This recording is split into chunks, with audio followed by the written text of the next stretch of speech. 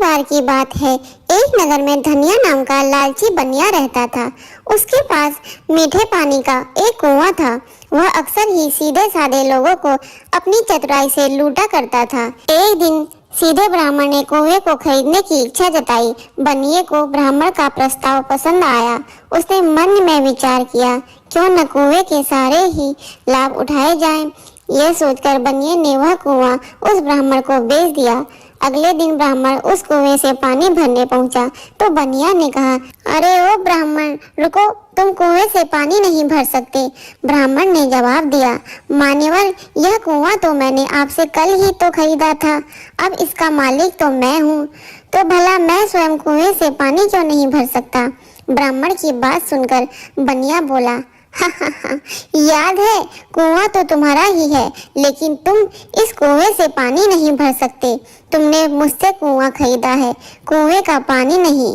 कुएं का पानी तो मेरा है। तुम केवल कुएं के मालिक हो, मैं कुएं के पानी का मालिक हूँ। अगर तुम्हें कुएं से पानी चाहिए है तो एक बाल्टी पानी के लिए 50 रुपए लगेंगे। यह सुनकर ब्राह्मण बहुत दुखी हुआ। ब्राह्मण दुखी मन से राजा के पास पहुंचा। उसने अपनी सारी बात राजा को बताई। राजा ने सारी बात पर ध्यान से सुनते हुए बनिया को बुलाया और पूछा, क्यों भाई बनिए, जब ब्राह्मण ने तुमसे कुआं खरीद लिया तो फिर तुम कैसे मालिक हुए कुएं के।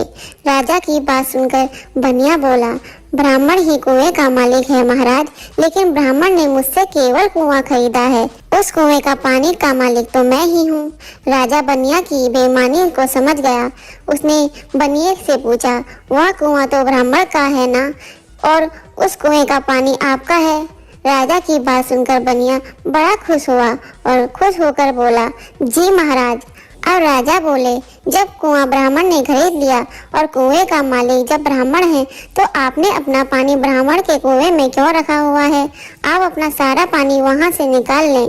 जब तक पानी की एक भी बूंद उस कुएं में रहेगी, आपको प्रतिदिन किराए के तौर पर 50 रुपए देने होंगे।